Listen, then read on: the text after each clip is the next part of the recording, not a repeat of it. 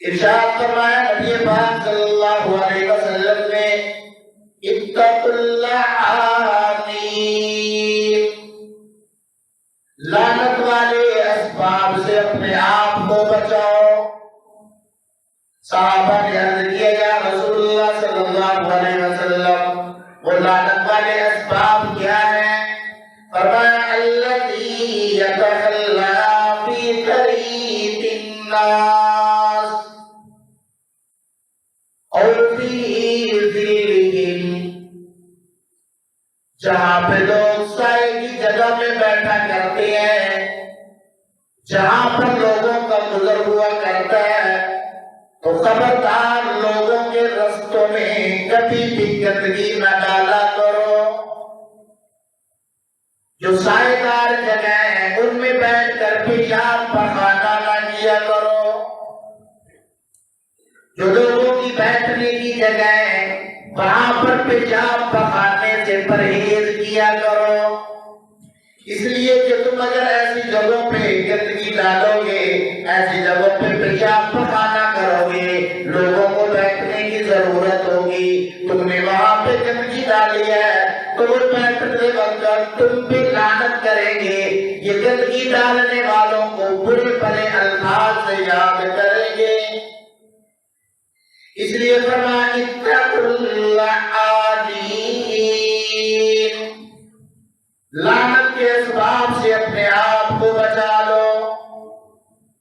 لوگوں کے بیٹھنے کی جگہوں پہ گندگی نہ ڈالا کرو، سائے دار جگہوں پہ گندگی نہ ڈالا کرو، تاکہ مسافروں کو تکلیف نہ ہو، گزرنے والوں کو تکلیف نہ ہو۔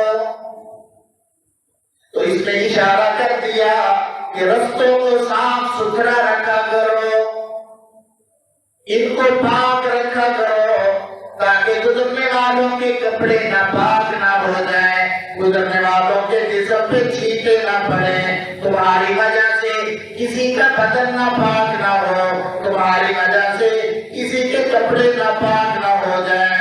اس لیے ترغیب دی جاتی ہے کہ اے میرے صحابہ، لعنت والے اسباب سے اپنے آپ کو بچانے کا اہتمام کرو۔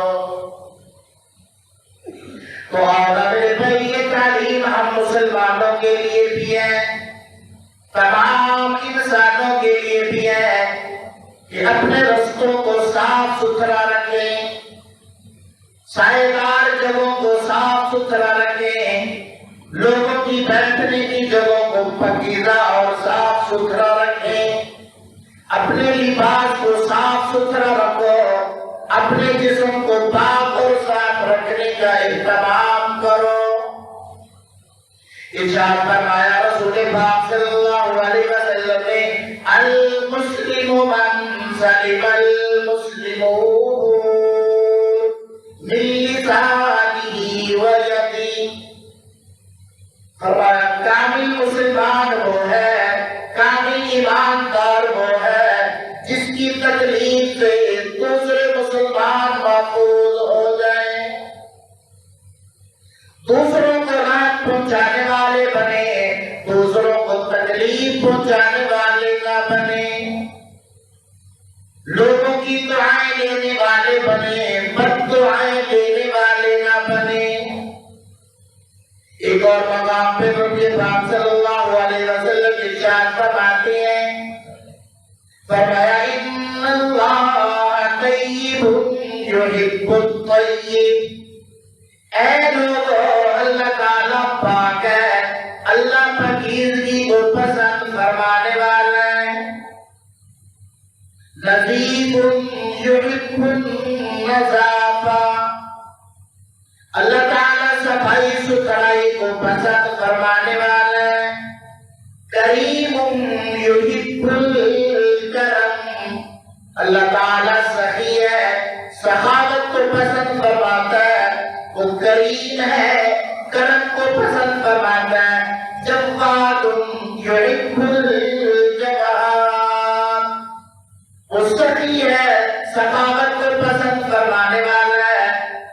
اور اپنے اندر ان صفات کو منتقل کرو، فرمایا فنظفوہ، صفائی ستھرائی کا اہتمام کرو۔ راوی کہتے ہیں میرا گمان یہ ہے رسول پاک صلی اللہ علیہ وسلم نے یہ ارشاد فرمایا اُفْنِيَنَّكُمْ کہ اے صحابہ اپنے گھر کے صحن کو صاف رکھا کرو، اپنے گھر کے سامنے والی جگہ کو صاف ستھرا رکھا کرو۔ وَلَا تَشَبَّهُوا بِالْيَهُودِ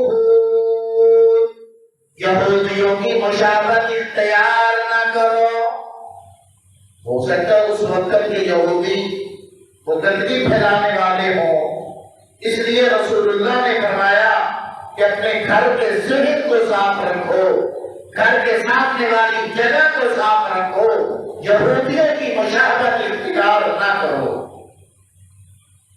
تو آپ صلی اللہ علیہ وسلم نے گھر کے صحنوں کو صاف رکھنے کی ترغیب دی، گھر کے سامنے والے حصے کو پاک اور صاف رکھنے کی ترغیب دی۔